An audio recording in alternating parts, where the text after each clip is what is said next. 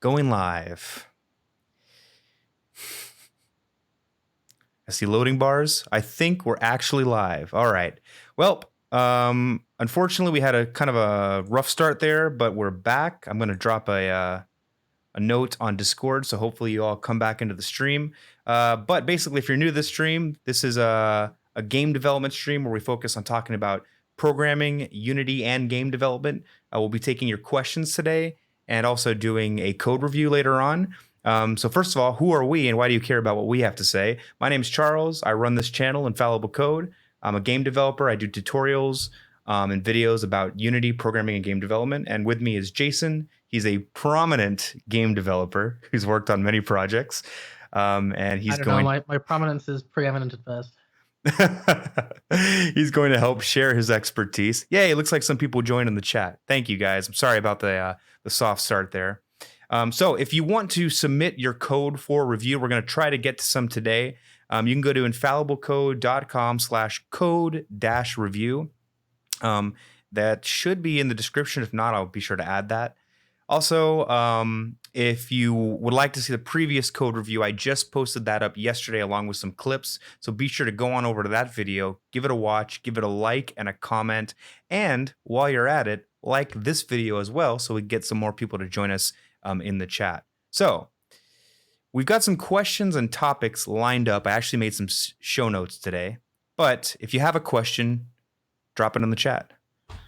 Oh, we got some first-time joiners. Welcome, Blake, and everyone else. Oh, we got someone from Brazil. Hola, ¿cómo estás? So, yeah, how you feeling today, Jason? After that rough start. Good. Well, I've got a beer handy, so it's very hard to be in a bad mood when you have a beer. Good. I wish I had a beer. I'm doing this thing where I'm only trying to drink on the weekends, which isn't going to last very long. But I think if more streams start like this, I might have to break that rule. Yeah, maybe. Yeah. So, well, while we wait for some questions to roll through, we actually had a question come in on the previous clips that I just posted. Check those out. And that was about vars. Someone was wondering why we use var instead of actually using the class name, being explicit about the class name. So, for instance, instead of saying string my name equals some string when declaring a variable, using var instead. So var my name equals some name. So what do you think about that, Jason? You know me, I have a very long-winded opinions on pretty much everything. Specifically with this one, I guess the hand-wavy answer is I like vars. I use them in most cases I can. A more detailed answer would be the main reason why is there's a lot of stuff, a lot of best practice you would have heard before, which doesn't really apply anymore when you take into account we've got some really fancy modern editors. Our IDEs sort of take over a lot of what used to be bad practice. So, for example, if the question, so why would someone say var is bad? First reason, I can't tell what the underlying type is. Well, hover your mouse over the word var, it tells you what the underlying type is. So that being the main reason doesn't really apply anymore. And for the whole sake of readability, one comment I made before was when you use var, you're predominantly doing variable declaration. So dog equals new dog, right? So you're writing the word dog 3 times. All var does is remove one of those declarations. So providing you're saying var something equals create thing, you're probably putting the word in there anyway, so you're not really losing information either. So I don't know, just makes code look cleaner, smaller, less lines. And if you look at the net benefit of writing var instead of, list of type with generic parameter inside of it 30 times throughout your code, you're going to start to see a major shrink in size. That makes it easier to fit in one screen, easier to understand. It just benefits all around. Yeah, I mean, and it's interesting because the answer almost feels unsatisfactory because it really just comes down to, I guess you could say it comes down to preference. It's just become the norm to use var. And I think it really does come down to readability. My favorite quote, I finally pulled it up because I always butcher it, by Martin Fowler is, any fool can write code that a computer can understand. Good programmers write code that humans can understand. And that's really what it comes down to. When you're writing code, source code, you want to make sure that another human, and that other human may include yourself, will be able to read and understand what's going on without having to encapsulate too much of that in their own head. And I've read code that I wrote 6 months ago, heck, 2 weeks ago, and I've completely forgotten what I was doing, and what the, specifics of that code are. So to be able to make it readable and make it something that I can follow is really important.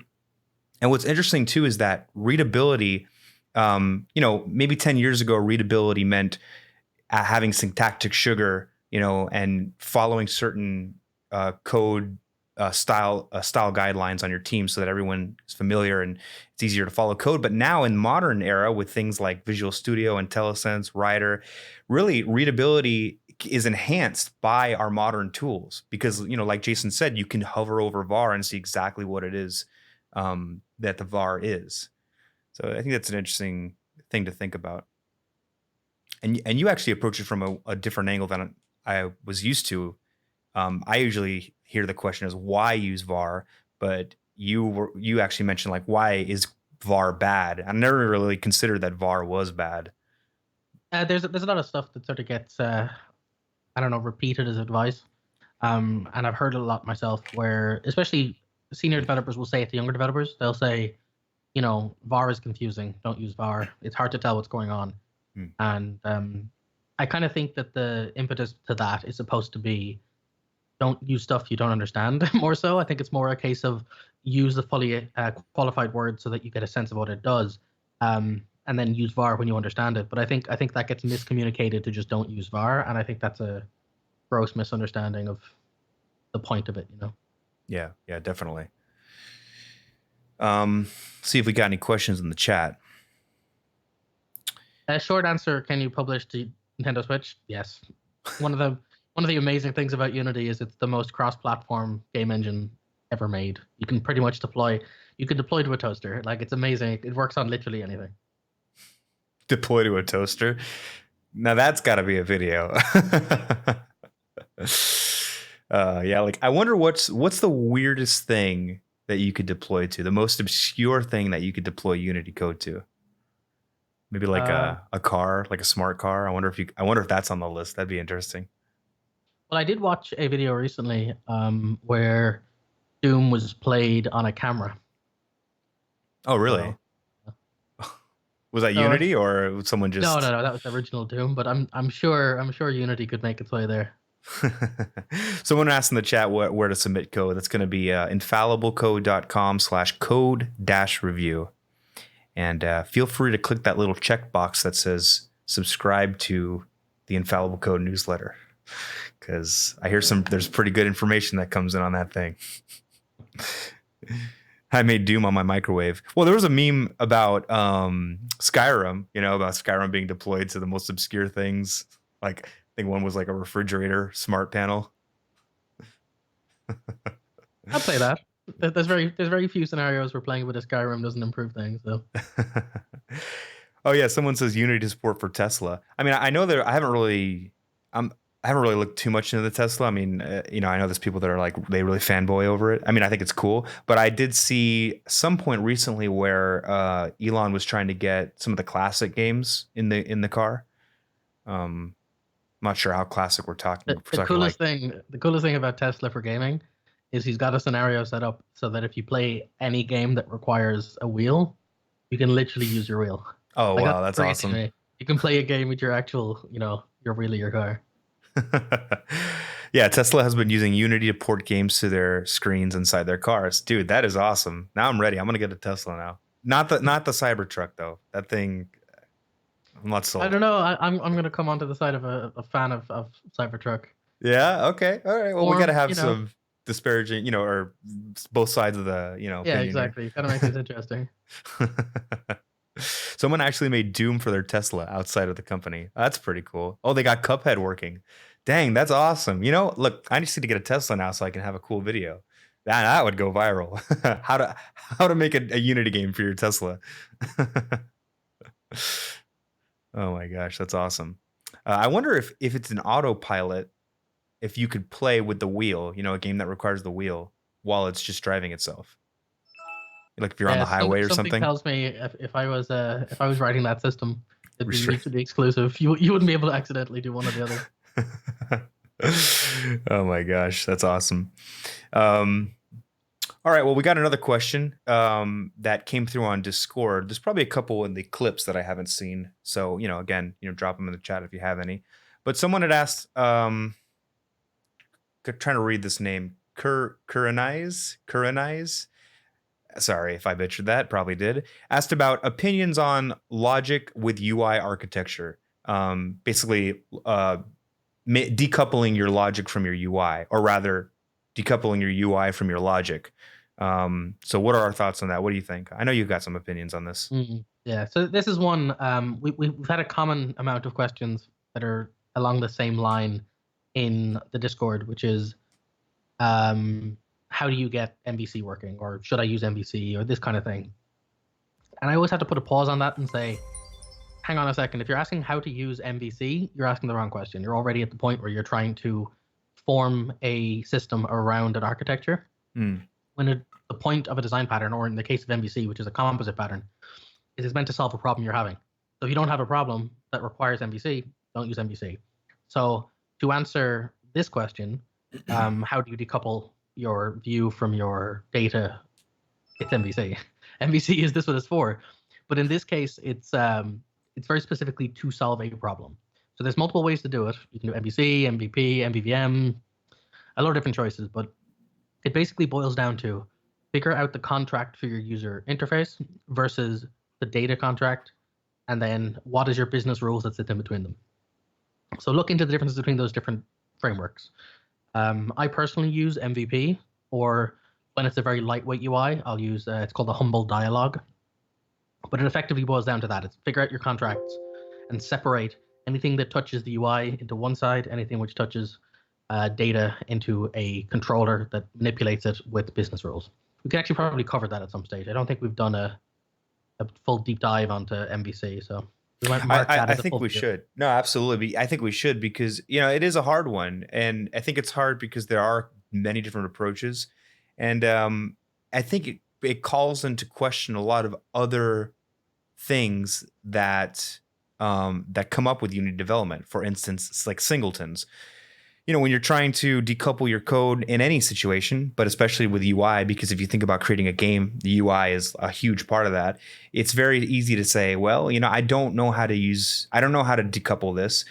People are telling me not to use MVC. Fine, I'll just use a singleton. And then you probably get down a road where you're using singletons.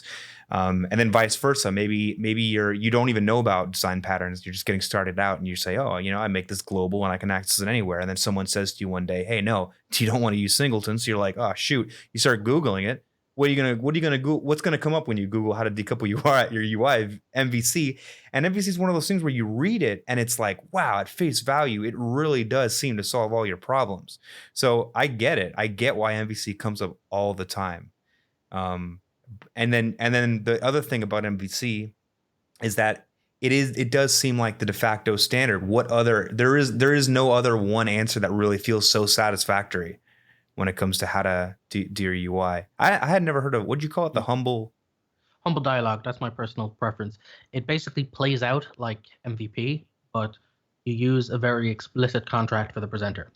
So you inject a interface contract for the presenter, and then you sort of marshal data back and forth. So rather than using, say you're doing classic MVC, you'd use a command pattern, and you'd have commands registered that would be called by the presenter to action things on the controller.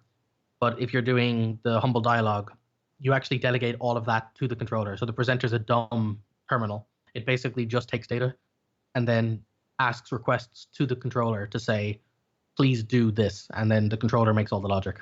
So it's kind of in the land of, if we're talking about extremes, you'd end up with your standard class is one thing, then you move up to MVVM, which is decouples half and half, then you move up to MVC, which has your triple layer decoupling, and then MVP would be the same thing, but you're more lightweight on the presenter side, and then finally you get to humble dialog, and that's where you do something like a dialog box is kind of the traditional case, where you have a really, really lightweight presenter, and that way you can slap multiple faces on the same controllers. So yeah, but that's a very deep topic. I don't want to, that's something we should actually make a video on, because I could talk for lengths about the differences between each kind of nuanced thing, and if you're not very familiar with them, they don't look very different. If I was to put MVC and MVP together, a lot of people go, well, what's the difference? And it's like, well, it's down to direction of data flow. Like it's hard to describe visually what that is until you actually present a problem and why that would solve it, you know? Yeah, definitely. Definitely. Yeah, that's something we're absolutely going to cover. So yeah, keep an eye out for that. Mateo, thank you for the for logging in just to give us a thumbs up. That's why you earned yourself an emote on the If server. anyone else would like to join him and thumbs up the video, that would be greatly appreciated. Yes, yes, very, very much so. We got a super chat. Thank you, In and Out. In the last video, Jason suggested caching the wait for seconds. Was that because the frame rate will drop, or is it because it's unnecessarily allocating memory on the heap? I never know which optimizations are for CPU and which ones are for memory. It's a You're good right on question. the allocation. It's basically the fact that um, how do I phrase? Basically, the problem I have with a lot of Unity stuff is if you've worked with Unity predominantly and not done classic C# stuff, there's a lot of sort of the fundamental ideas that you miss out on, and one of them is the fact that the word new is literally allocation. It is Hmm. instantiating something and creating it. And you know, we're obviously familiar with garbage collection in Unity, but if you actually pause for a second and think about it, every time you see the word new, that is creating something. And in the instance of a while loop or a for loop where you're doing a coroutine and returning a new anything, ask yourself, do you need to be creating that new object every time you return? And in the case of a coroutine, you're usually setting a duration value, or you're setting something where you're doing it one time and you're saying, for example, spawn these every 4 seconds. So that 4 seconds is a wait 4 seconds of 4. You don't need to create a new wait for seconds of 4 every single frame. You can just create that once at the start of the coroutine, reuse the same one. So there's also other things to do with just running a coroutine. If you return values, it's going to actually skip one call anyway, because that's just the way it works. It's iterating through on the updates. So there's other reasons too, but the fundamental one is just simply if you're using any value and it's the same value for more than one update cycle, don't use new. And it just happens to be that's a good candidate in the middle of a coroutine. Would it be worth it to switch to the code editor and kind of give an example of that? Yeah, you know what? Why not? Let's do that. Point it out. I I, suppose. I have all these fancy switchers. Might as well use them, right?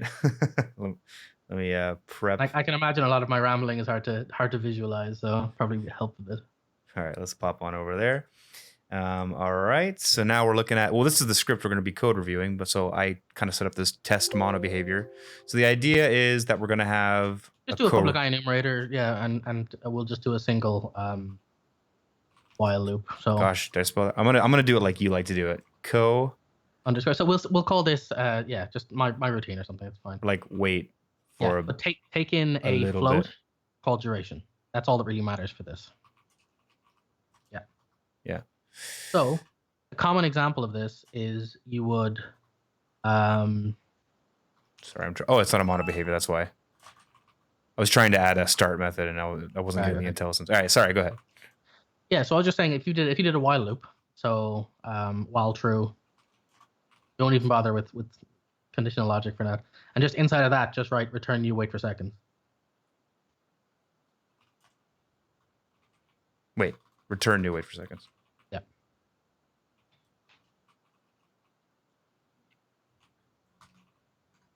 And then on the next line, make a function called do something.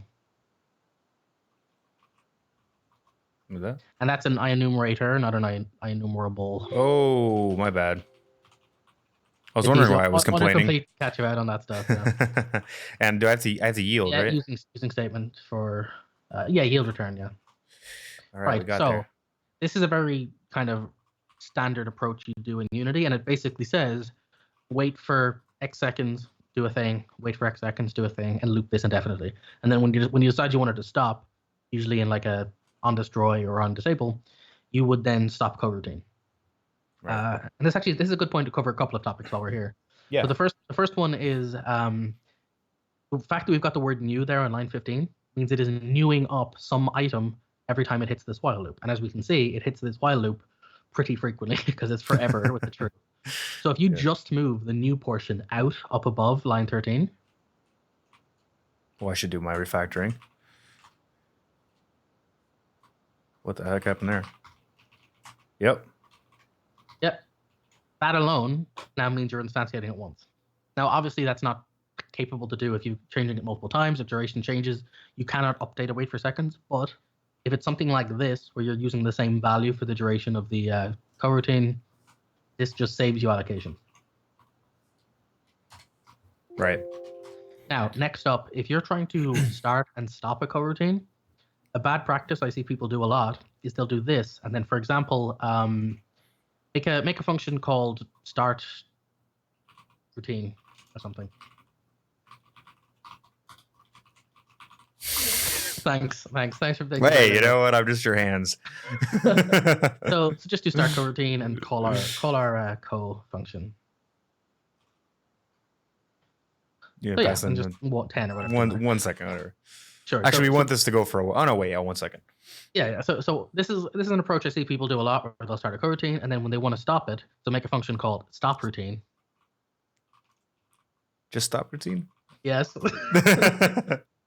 I see people say it's stop all. I think there's stop all routine. Yeah, stop all coroutines. So they do that, or they do something similar to it, or they stop by name. You can type in the name of the coroutine. I usually don't recommend either of these. Yeah, you can say stop routine and then pass in a string, I think. Isn't there? Or is it stop? Oh, that's mine. That's ours. That's recursive.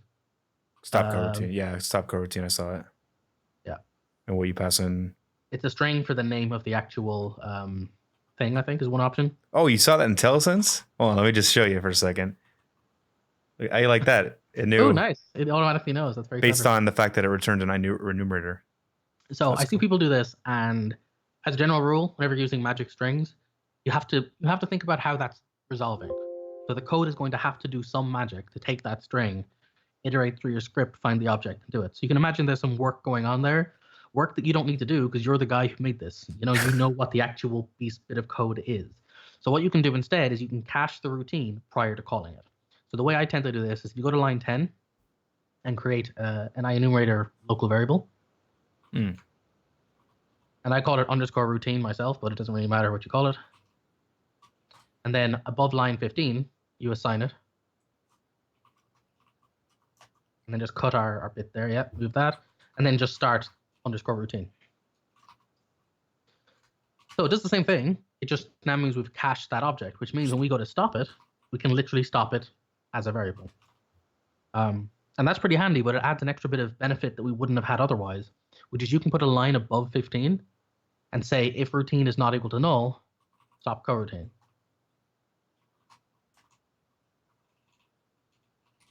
Oop, sorry. Yeah. Kind of ugly. Let me wrap it just so it's easier to read.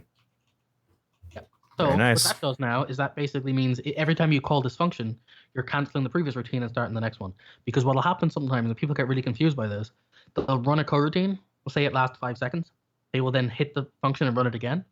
The last one might still be running for the duration of the next one starting, and you're getting conflicting values. So you might be setting the position, and it's basically kind of like a race condition. And this gets really weird. So say you're setting the position to interpolate from A to B. If the last one is halfway there, and then the next one starts, it's going to jump between those 2 points as the two routines update calls are happening. This way, you force the previous one to stop before you start the next one. I see here where someone was mentioning that start coroutine actually returns an object that you could cache. Yeah. So I guess if you really wanted to, an alternative would be saying routine equals start coroutine, which I don't really like using strings. Well, I guess you don't really need to. You just call the method co. Yeah. Yeah, it's an option too. Personally, I like to be very. It is complaining. I don't know why. Just, oh wait. So there's actually an object called coroutine. There is, yeah, no. So kind of the same idea. It's the same thing, but I guess maybe it's just that I'm very familiar with enumerators. I like living in enumerator space because I know what the coroutine is doing. I like to be able to stop it as an enumerator, especially when you get to later stages where you start doing things like using enumerators inside of enumerators, and you can then return their values. Yeah. It is kind of nice to stick to the Unity kind of ecosystem, but I agree with you there. I much prefer. Well, it is also nice to have this kind of one-liner. That is true, yeah. Well, I don't know. We talked about this in a previous stream, I think, about functions that do more than one thing. Like this starts the coroutine, but it also returns something. You know what I mean? Yeah. So whatever. I guess it's at this point it's up to preference. I guess that's the other thing too, is that maybe the reason I'm averse to that is semantically start coroutine implies an action of starting something, not a get or a create. And Yeah. so linguistically it doesn't flow as nicely for me. Yeah. Um, I so, prefer this too, even though it's a little more verbose. It's like you're going through all these steps, but it's very explicit. It's like, and also yeah. like that's a very common repetitious cycle. So I actually have that in a helper class myself. I The was idea just gonna say like we should, I feel like we should encapsulate this into a helper class, and yeah, definitely. Would you make that a static class, or would you make it a? again, I'm sort of like, I try not to use static classes for humanly possible.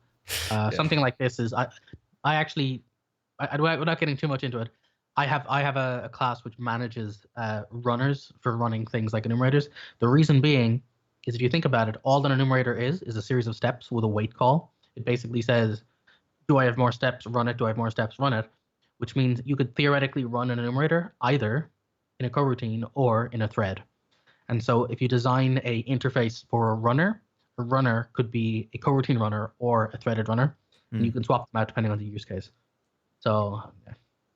Dargoth Soulfrost made a good point that you could technically also cache the wait for seconds, just like we did an IEnumerator or coroutine. The problem here is that we're passing in the duration.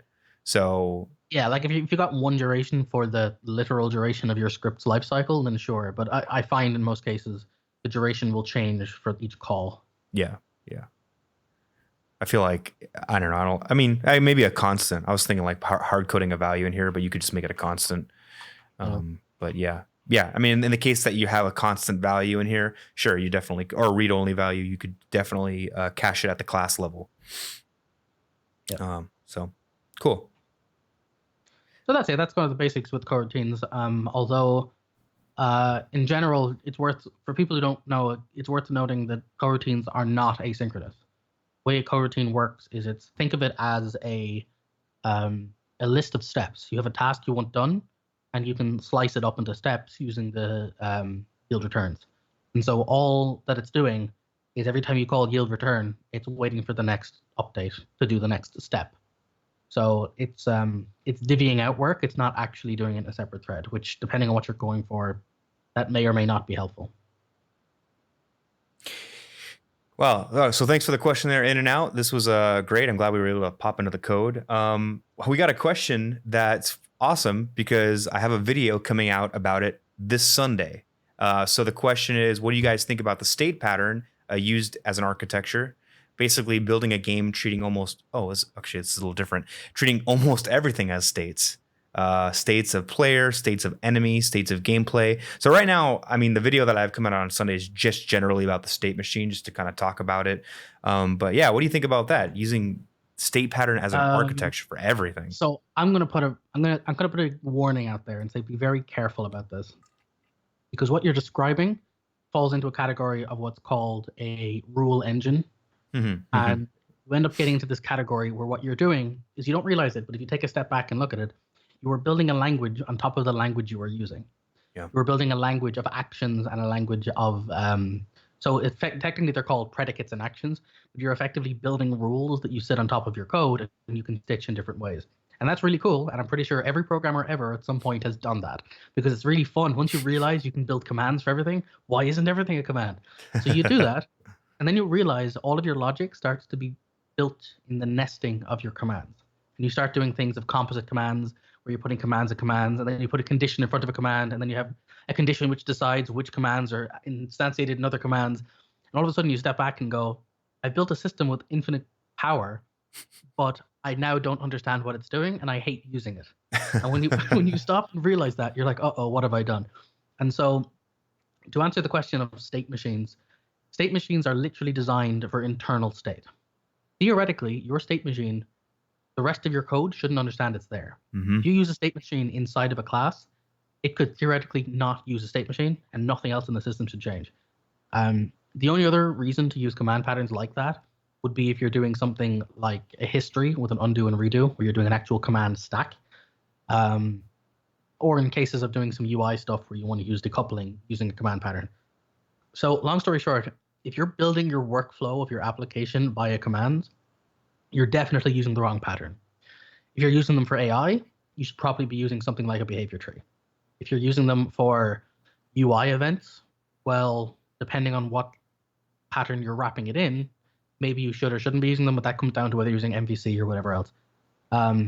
It basically boils down to, don't let yourself accidentally build your application through stitching commands. Now, I'm not saying never use them. There's some really cool stuff you can do. And the example I tend to use is I use commands for discrete actions. So for example, in a game, I might have a shoot command, and something would build that command and stitch it together. But I wouldn't build logic into my commands. I would just end up with a factory that would create commands and then apply those commands to things. So don't let your commands literally build your application. Yeah. Yeah, and it's one of those things, and it's so funny how I don't know if it's a thing that happens with game development or specifically Unity, but how, it's so easy to snowball out of control when you find something like singletons, and it really does seem like a great answer, and all of a sudden you're using them everywhere, and then you got like the state pattern's a great pattern, but then all of a sudden you're using it to architect your whole game. You're basing your whole game, then you start nesting states, and it just gets out of hand.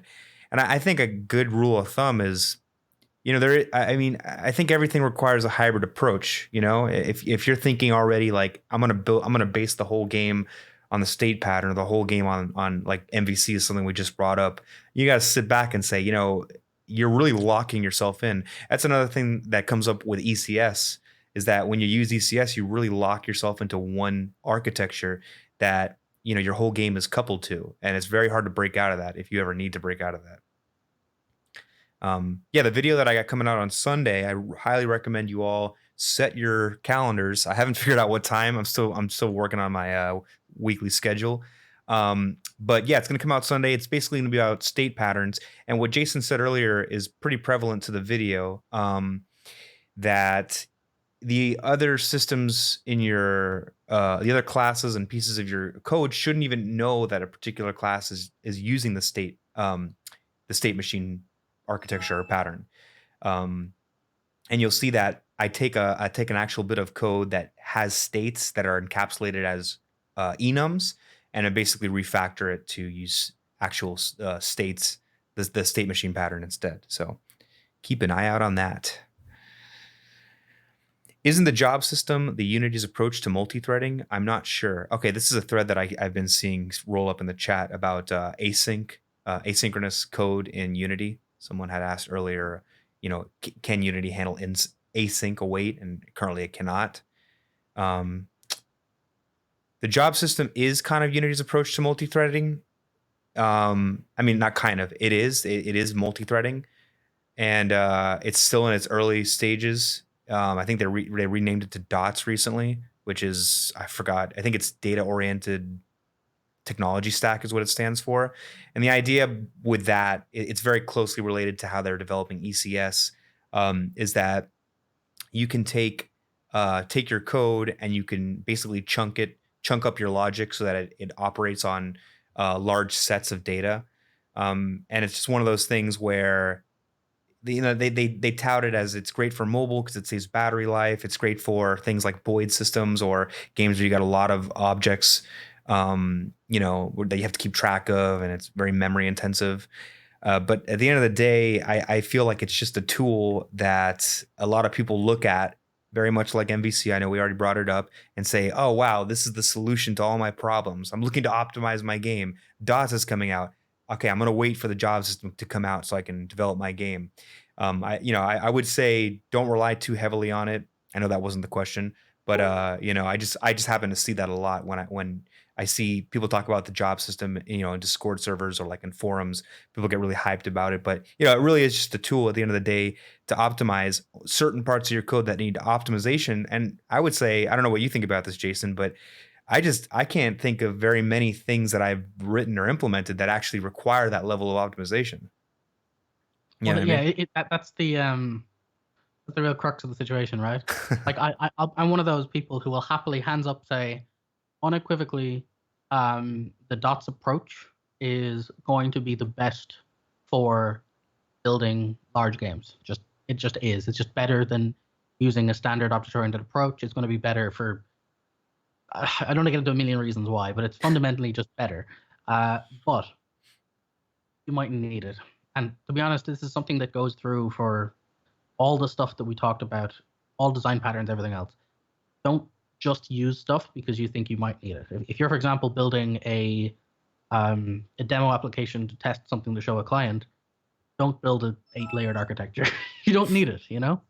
And the whole sort of hyper optimized for mobile thing is great if you're building a mobile game that requires hundreds of concurrent users, or you're spawning armies to fight each other. If you're building a 2-player tank mini game, you don't need it. And there's no point in sort of over engineering something for the sake of, you know, performance gains that are not really going to hit on the devices you're running with the kind of stuff you're doing. So is it going to change the way we make games going forward? Probably. Is it going to change the way I work on a 9-to-5 building client apps and building stuff for kind of demos and for, to be honest, the majority of the stuff I do is marketing material. But no, it's not going to really change that because most of these stuff are for trade shows. And it's a trade show where it lasts for 3 days. It's to show off some feature or mechanic or system or something. And it doesn't need me to go and build a hyper robust, you know, architecture for it. But what if, hypothetically, I was building an MMO?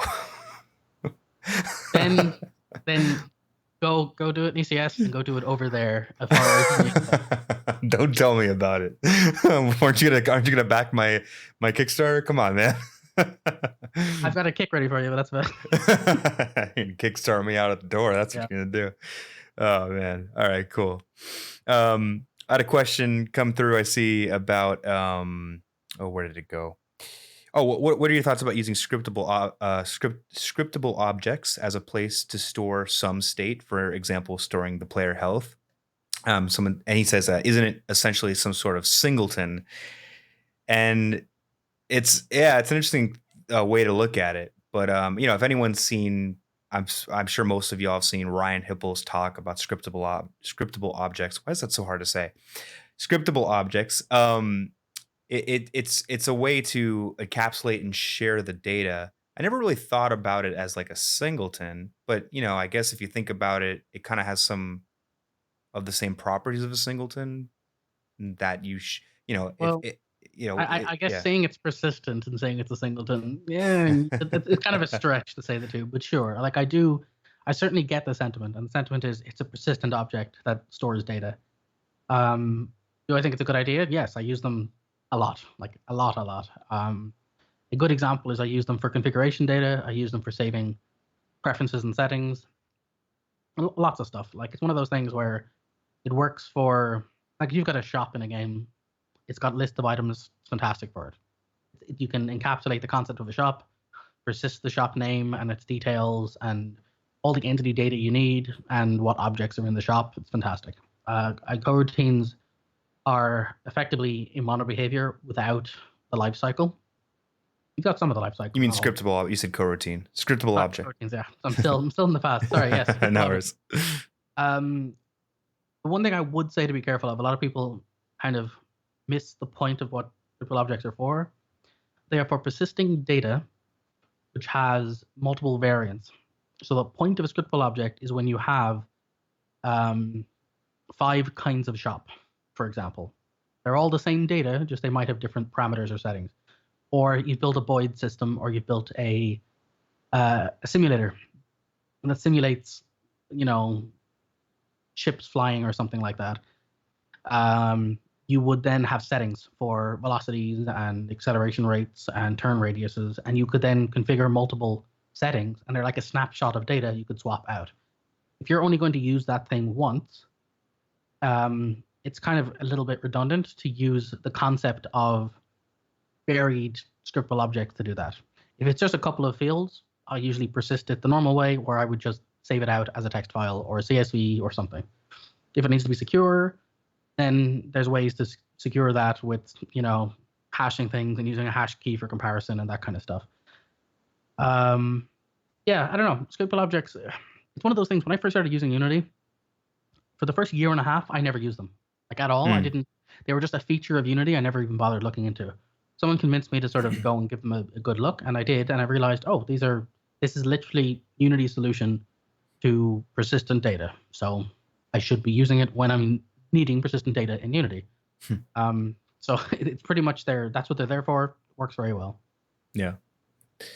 So when did you, if you're trying to persist data, when do you think you'd go to the trouble of saying, fine, I'll just, I'll do a save to a text file or like a DAT file or something? Like why, it almost seems like if I was a beginner, you know, it's like, why wouldn't I use scriptable objects? It seems like the perfect solution.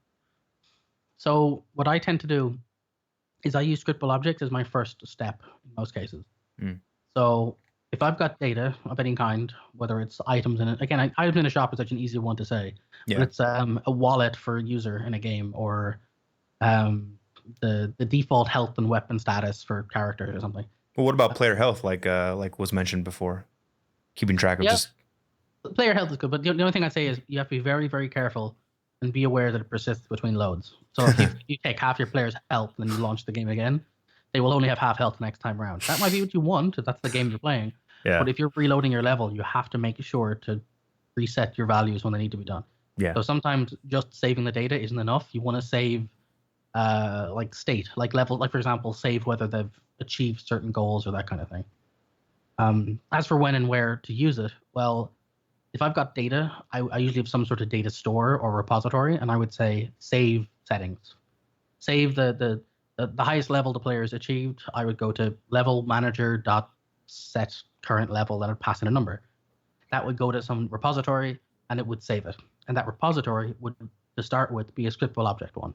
So easy to set up. It's just one script, and I can have all of my data persisted, and I can just continue building the app and never think about it again until the time comes where I want to test that data, or I want to spit out multiple versions. I might make a different repository that is CSV based, and I can save out files. I can share them. I could load them in from Pastebin. It doesn't really matter. It just gives me a bit more freedom to what I want to do. And then as the project grows some more, we now want to get to the point where it's sort of more representative of large scale data. I'd swap to SQLite, and it's the same thing. And I'd do all of this at the repository stage. So when would I go from scriptable object to CSV? Well, there hits a turning point where you start adding a lot of data to a scriptable object, and it starts looking like it's doing too much work. That's usually about the stage. It's sort of a gut instinct more than anything else, you know? It's interesting how scriptable objects are kind of like, they represent to me like implicit persistence, whereas, you know, if you actually roll out something like a repository, that's more explicit persistence, because you have to explicitly say, I'm saving here. And like you mentioned with player health, you might say, hey, look, every time the level reloads or whatever the case may be, we'll just set his health back to full health. But if you're using a scriptable object to persist that, hold that data, then now you actually have to explicitly reset it when the level starts over, or, you know, when the game awakes, or whatever the case may be. Instead of saying, hey, look, I'm only going to persist this data explicitly if in this part of the level the player hits Control S or hits save, whatever, however they save the game, or gets to a checkpoint. Whereas with scriptable objects, it's just persisting all the time. So, you know, I think that could have some side effects that people don't, you know, may not consider. In the case of using them as a player health, that scriptable object is essentially a reference to some data. I think this is very useful if you're using the humble object pattern and you actually can create just an instance of some class that has the value. Interesting. Okay. I see what you're saying there. One thing I would like to point out, because there's a couple of questions in the chat that sort of, they're all based around the same idea. And it sort of comes up as the little adventure I laid out there, where I start with scriptable objects, move to CSV, and then move to SQLite or something. I really want to make something very clear here. Data formats are not sacred. And this is something I see a lot of people get wrong when they start building these kinds of systems, is they'll ask a question like, what is the right way to store user data for my game? And they're basically looking for me to give them the answer.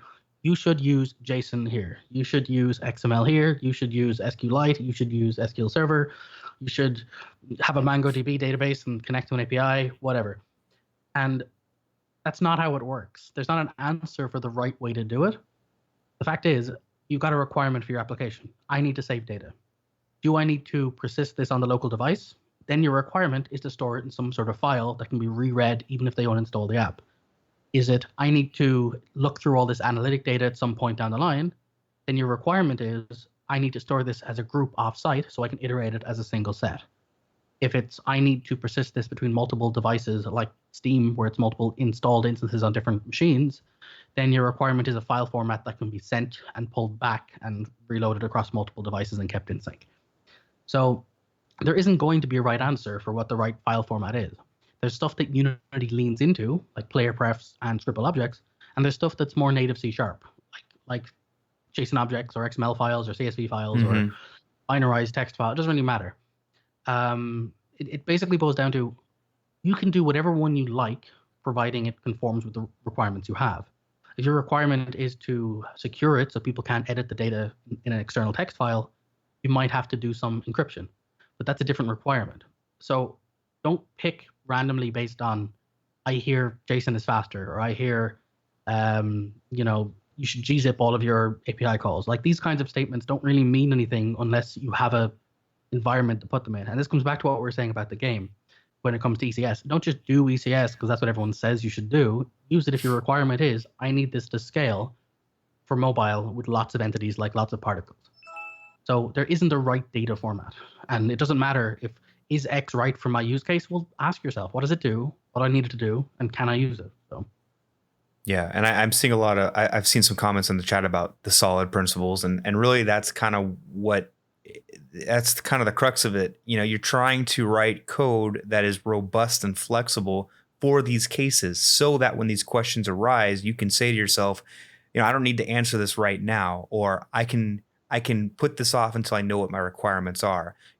Putting something like a repository to abstract out the data layer is important when you're at the beginning of development and you're not really sure, maybe you're not sure where you want to store it or how you want to store it or what the requirements are of storing it. Like Jason said, I think there's some great examples of things that people don't necessarily think about. Does the data need to be encrypted? Do we need to perform analytics on the data later on to determine, how players play our game? Or maybe there's some sort of monetary benefit there. Maybe you have, I don't know, sponsorships like littered throughout your game, and you need to be able to track where the player was and if they saw certain billboards. I don't know, just contriving an example. But that's an example where you don't know what the data is going to be used. It's not at face value. You think, yeah, sure, I need to save data so that the player can, play the game later and get access to the state that he or she was in. But then there are so many other things to consider as well. And that's where the importance comes in abstracting out that section of your code, and also writing your code in general solid and clean, and all those fun words we like to throw around. There's a reason we throw those words around. And the thing is, like, requirements change too, right? Like different formats scale for different reasons. So if you're building a analytics tool that's tracking user position or tracking data or, logging things that are going on, a plain text file is really good because you can append to the end of a text file really quickly. Just open the text file, append a line, close it. You don't have to really care about reading. You don't have to care about anything else, and you've immediately persisted your data.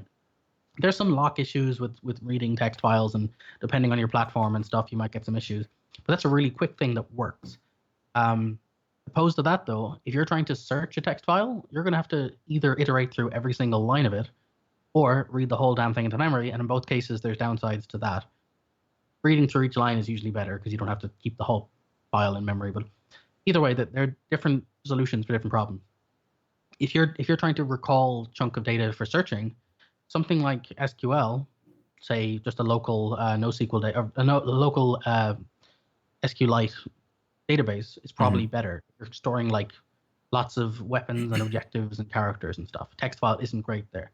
So the format you're using is kind of dependent on what your requirements are. And so if you put in an abstraction layer that's not too complicated, just a simple abstraction for go save the orcs, and I mean like save as in save the data, don't save them, or go save the user data, or log player move position, log it, player got achievement, log it. If you just build an interface that does that, you can then choose the correct saving method that will be best for whatever it is you're doing. And this ethos is universal across all our programming. The same thing goes for if you're talking about collections. There's a million and one collections to choose from. There's the obvious ones like lists and arrays. You can get to stacks and queues and array lists and hash maps and hash sets and whatever else. And there's pros and cons depending on which is faster or slower, whether you're reading, writing, searching, or iterating or whatever. So if you can build an interface, which is literally what IEnumerator is, that lets you iterate through a collection of items, you don't have to worry about which collection method you're using to solve the problem of iterating through them, because that's just, you iterate through them, you get the items you want. The solution of what's the best data format to store in comes down to someone else's problem. That's like somewhere else in my code, I will decide that's a stack. I will decide that's a list. So again, there's no right answer to these things. Like a lot of these questions come down to, should I use this? Is this the right answer? Should I do this? It doesn't work like that. It's more, ask yourself what it is you need to do, look at what's available options for you, and then pick the one that best suits what you need.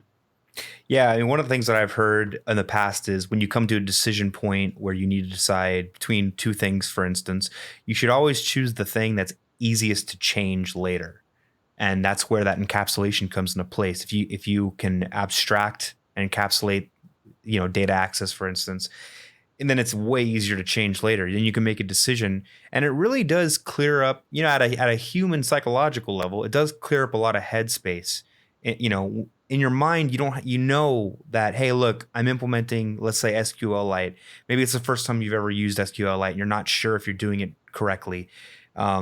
Whatever the case may be, it clears up that headspace because later on, look, maybe I'll learn later, maybe I'll figure it out, maybe I'll change it later. But the fact is, you can, instead of explicitly littering your code with save statements, where later on you're gonna have to go search and hunt through your code to figure out, okay, look, in this section I saved it to an SQLite. I did this in like 10 other pieces of code, and now I need to add encryption, or now I want to change it to CSV because I don't understand SQLite. Being able to abstract those sections of your code away, it's just gonna make it easier to work on that code base, because you're gonna have that implicit understanding that you can change it later way easier than if you had littered it throughout your code. Which is something interesting that I deal with, in my day job. There's, I work on legacy code, so there is this perception amongst other developers on the team that, oh, hey, we don't touch that section of the app because, it was written 10 years ago and look, that code is garbage.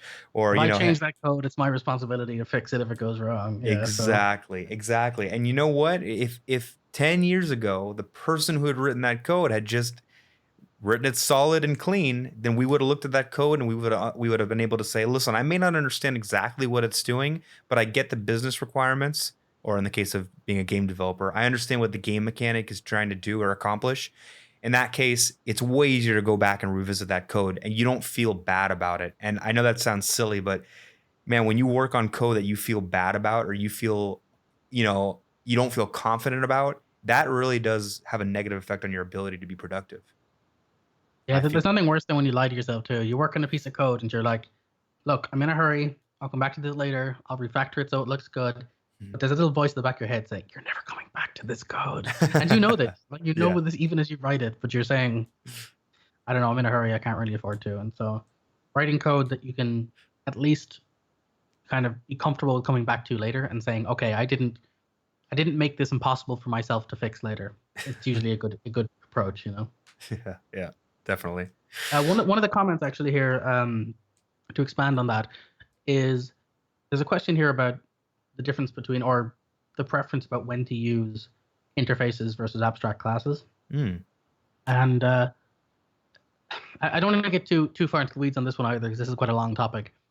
But suffice it to say, interface as you understand it as a .NET developer is kind of a made-up concept. Now, everything's a made-up concept, but specifically interfaces, because interface is designed to solve the deadly triangle. I may have covered this before, but the point of interface is to stop this particular problem that can occur where you've got two classes that extend from interfaces that have properties with the same name, where they'll collide and you can't pick which one, and they have a circular dependency.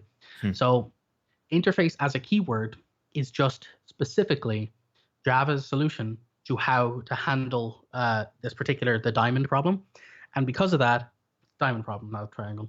And it was inherited then by C#, which is basically aping Java. So when the question becomes, should you use interfaces or abstract classes? I want to be really clear here. Interfaces don't mean anything. And if you read programming books, if you read any programming book, the Gang of Four one or anything else, most people are not always working in .NET and they're not working in Java. So they don't mean interface the way you mean interface. When you see interface written in a programming book, they do not mean literally an interface object in .NET. They usually talk about abstraction as an abstract concept, which can be an abstract class. So there's no discernible difference in terms of what the point of it is. Any abstraction is, from a technical standpoint, the abstraction you need. The whole point is it separates out the concrete implementation from the contract you're doing. Now, to get more specific onto .NET interfaces versus abstract classes, there is technically no difference until you start putting implementation details into your abstract classes. If you start putting implementation details in, the only reason that's a worry is you start dealing with inheritance over composition. You start ending up with a point where you could have abstract classes inheriting from abstract classes, and you start inheriting a million things. But you can see, if you press F12 in your editor of choice on the word monobehavior, you can see the millions of lines of code you're inheriting. And then press F12 again to go down from monobehavior to component and see the other million of lines you're inheriting. And then go down from there to unity.object and see the other million of lines you're doing. And go on and on and on forever. So that's why you should probably favor interfaces over abstract classes, so that you don't accidentally inherit the kitchen sink that you don't need. But at a philosophical level, they're the same thing. The point is you put in something which represents the sort of ideal contract to get you from the collaboration from what you have to what you need to do. So if I'm making a game where I need to save user data, and I have a chest I've unlocked and I have items in it and I want to save it. If I have an interface called chest saver and I put it in and I save the chest, I'm done. It doesn't matter whether that's an abstract class or an interface. It just does the thing, magic happens, and I can decide later what happens in that instance. So it doesn't matter which one you pick. You will find in most cases that interface will be better because you can have multiple inheritance and you can have multiple interfaces on the same object. So it's probably better to have an interface, but it doesn't matter. I really want to stress that. Don't worry too much about the fact that it's one or the other. Again, people get very much in the weeds saying you shouldn't use an abstract class here. It's correct to use an interface instead. Yeah. And they don't really ask why. Like, why do people say that? Well, because again, multiple inheritance is usually better, and because you don't worry of inheriting too many things and whatever. But again, it's not that important, you know. Yeah. Yeah. And also with abstract classes, there are certain cases like patterns, like the template pattern, where it's useful. Basically what that is you define an abstract class with like a couple of abstract methods that need to be called in a particular order. And you create what's called a template method that you cannot override, but it basically calls those classes in the particular order. And you know, I can't say I've ever used that in game development. I have used it in business situations. Businessy situation. That sounds so dumb. I'm a businessman. No, I've used that in certain business use cases. Like I'm trying to think of the case that I used it in. I used it in an integration piece that I wrote between a legacy system and another piece of software, where I basically was responding to events, and the way I responded to events was the same way every time. So I created basically an abstract class where you just implemented 2 or 3 abstract methods, and then the actual class, when it was called by the event subscriber or whatever the case was, it would call them in the right order. But yeah, things like that. And then another thing that I've used actually in game development with abstract classes is a case where you have a method where you want it to have like some default functionality where it just does nothing. For instance, actually in the video that's coming out on Sunday, I have an abstract state class that you're supposed to derive from. And if you don't override some of the methods, they're basically coroutines. They just yield break. You know, so you can override them and you can do whatever yields you want to do with your when it's called as a coroutine. But if you don't want to override them, it just yields break. So that was just a situation where it was helpful to have the abstract class. By the way, I'm curious to get into the semantics on this. So if I have an interface, I implement the interface. But if I have an abstract class, you don't implement the abstract class, you derive from it, right? That's the correct. Yeah. Well, the terminology from Java is extend. Extend.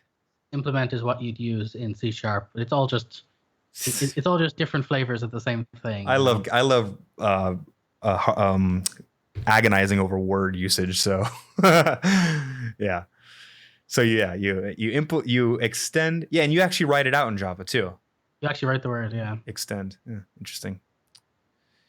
Cool.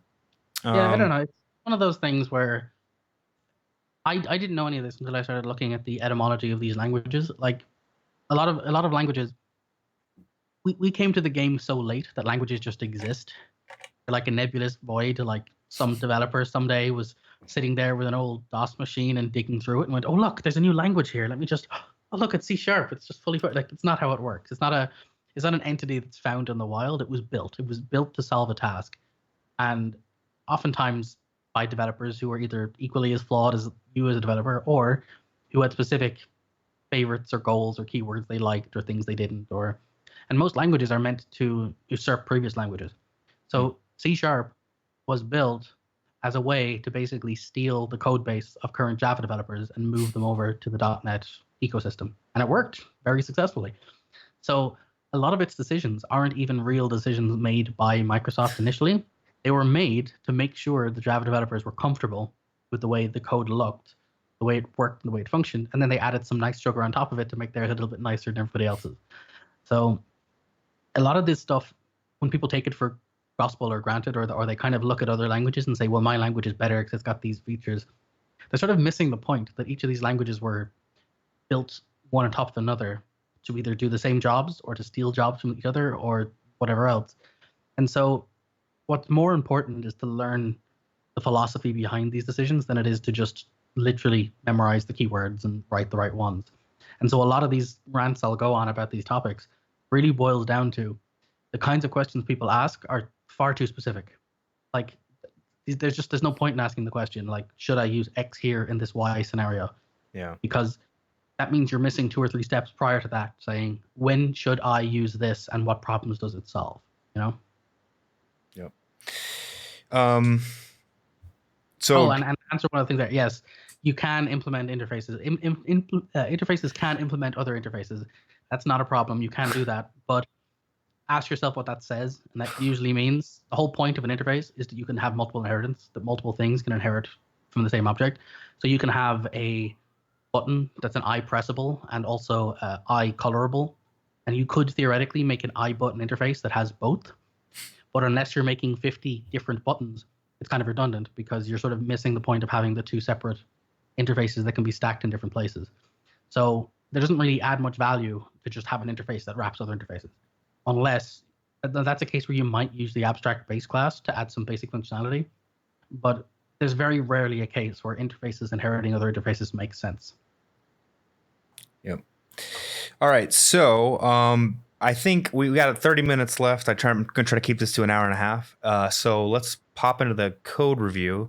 Before we do that, though, be sure to hit that like button. I see 55 concurrent viewers and only 37 likes. What's up with that? All right. So we're going to pop over to some code. Just before that, there's a very good question here. I think it's really important to answer. Oh, yeah. Let's do it. One of the questions is about IEdisposable. When to use it, and when does a method dispose get called, and does the object instance have to be created in the using statement? So to answer this question, interfaces only mark something as having a feature available to it. So if you add IDisposable to a class, it doesn't do anything. Out of the gate, it has no features. You've done nothing. It's just added an interface. What you do, though, is by marking it as disposable, it can be used inside of a using statement. So it's not that it can only be used there. It just adds the dispose method that can then be called by any script that wants to call it. The reason you would implement IEdisposable is so that you can say this class has resources which needs to be disposed. So you use it when you create something which would do something like open a file, open a stream, connect to a WebSocket, connect to a database. You would use it specifically to say, be careful, this class will need to at some point be disposed.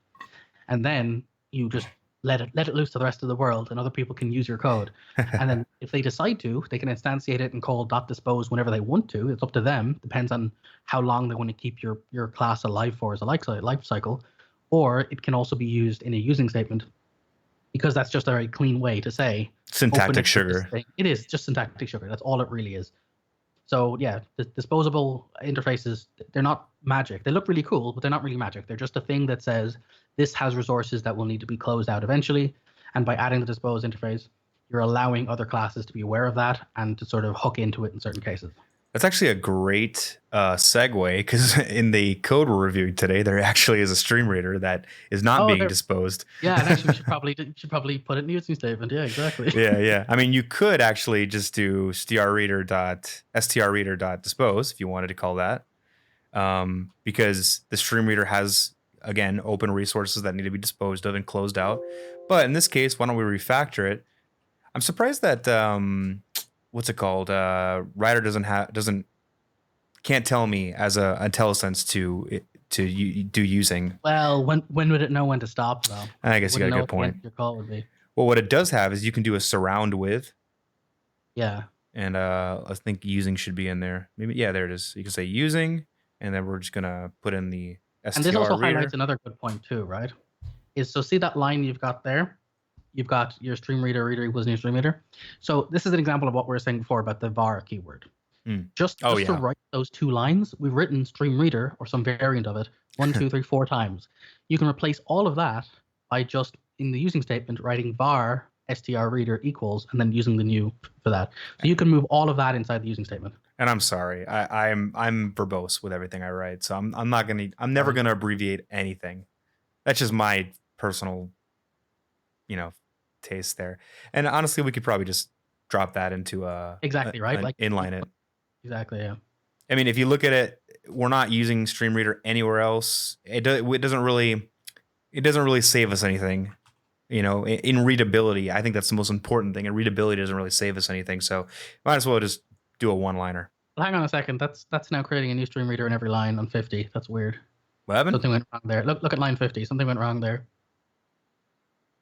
50. Oops. What the heck happened there? Let me pull back. Oh, I think. Because you have to do var stream reader, right? Is that the syntax? Well, I usually put the entire equals new. Yeah, I put the whole thing inside of the using statement. I did that. Is that valid? Yeah, that's valid. Yeah, okay, yeah. That's Okay, yeah. Because we want to reference the stream reader inside of that thing. And at this point, I don't know what you think about this. I would probably just rename this reader.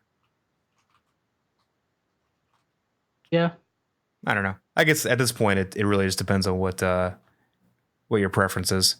So we got our reader here. Now, at the end of this this statement, after it gets to the final line, it's going to dispose of that stream reader. Yeah. So effectively, that using block is exactly the same as if we hadn't had it and we just written reader.dispose at the end. I mean, the only thing I might do is take this and put the path maybe as like something you pass into this method. But whatever, I'm not going to get too crazy about it just yet because we don't even know what this code does. We know it reads an CSV. Mm-hmm. And okay, yeah, so we kind of dived in there. Let's scroll up a little bit. I mean, we did look, full disclosure, Jason and I did look at this code briefly. And I mean, if anyone can't see the code smell here, you should not be numbering your variable names and you should not be numbering, where is it? Your method names. That is a clear code smell. I mean, it's code, it's programming. The computer can iterate over tens of thousands of objects. So 5 objects, you got to think there's got to be a way to go ahead and encapsulate this so that you're only calling rank and maybe passing in the index, which is probably what's happening here. And if you're looking for a rule that gets you there, because I find a lot of stuff is like if someone gives you advice saying, don't write out rank 1, 2, 3, 4, 5. Why not? And someone could say, well, I can just add more when I need to. The answer to why is this bad isn't just because it's a code smell and we recognize it as bad code. The specific answer is if you follow the solid principles, one of them is that code should be open for extension but closed for modification. And in this case, you would have to open the file and write in more lines to modify what it does. Yeah. So that is your reason why it's a bad thing to do. Because every time you want to add any new feature, you're going to have to completely rewrite this file. And by the looks of it, in 2 or 3 different places. So if you can find a way to take out the bit that repeats, you're going to save yourself all of that repetition. Yeah, definitely. And if you look at the methods, if you just eyeball them, the only thing there's nothing that's different, even though these have a debug.log statement and this one doesn't. Really, the only thing that's different is this index here. Otherwise, we can see that whatever this is doing, because naming conventions or naming is another thing we can talk about here. But whatever these functions are doing, at least we know that the only difference is this this index, and so we can refactor that really quickly. Why don't we go ahead and do it? Let's do. First I'm going to take this call this something like rank index. Probably could have used some fancy refactoring for that, but then we're just going to do extract method. I'm just going to call this rank because I'm not sure what it does. And now what we can do is, if you wanted to do a soft refactor, you could go through each one of these, and call it. But I think what we're going to really do is come up to this method over here, and we're going to just call rank and pass in ranks 1 through. Actually, we could just do a loop, right? For loop. Yeah, I was going to say, like, literally, you can just loop it right here. Yeah. So we'll do 0 to 5. 5. And we'll just call rank I. And delete all this. And switch this to var, because we all know that's an int. There you go. Look at that. That's so much. Now for the real benefit, delete all of the rank functions. Yeah. So they're all grayed out, as you can see, because they're not being used. Yes, that's a good point. These are all gray. It's very clear to me that none of these are being used. So we'll kill them. Fire. And now we've lost like 20 lines of code that made this extremely hard to read. Honestly, if we look at rank, I'm still not really sure what it's doing, but hey, we've taken a step in the right direction.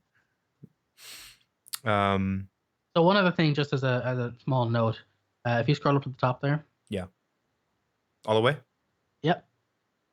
So here's a little thing. So Unity's now migrated over from using its original UI.text to using TextMesh Pro. And so there's a lot of nuance to using TextMesh Pro that people haven't really gotten their head around yet. And one of the common ones is, because we talked before about abstract-based classes, just to show you this, if you F12 on TextMesh Pro UGUI. I'm going to control click. See if it works. Wait. I think it froze. All right, fine, F12. Hello? Oh. Sorry, F12. I don't know. My F12 is mapped differently. What are you trying to do? Go into the file? Yeah. Just go drill down into the. Okay. Here, yeah. There we go. Yeah. Okay. Partial class. That's gonna make things confusing. Yeah. Either way. I think it gave me both. It gave me both. So let me click the other one. Yeah. Go to the other one. Is it? Here we go. So Okay. I want to highlight here. TextMesh Pro UGUI is a TMP_text. Now, why is that important? Because there's another type of TextMesh Pro, which is a world space text mesh. Now, if you've ever used that before, you can drop a 3D text into the scene, or you can make a UI text and place it on your UI. As far as you're concerned, it shouldn't matter which one you pick, right? You should have the freedom to change between a world space one or a UI one without your code really caring. If you write TextMesh Pro UGUI in your code, you're explicitly saying, this script only ever works with UGUI.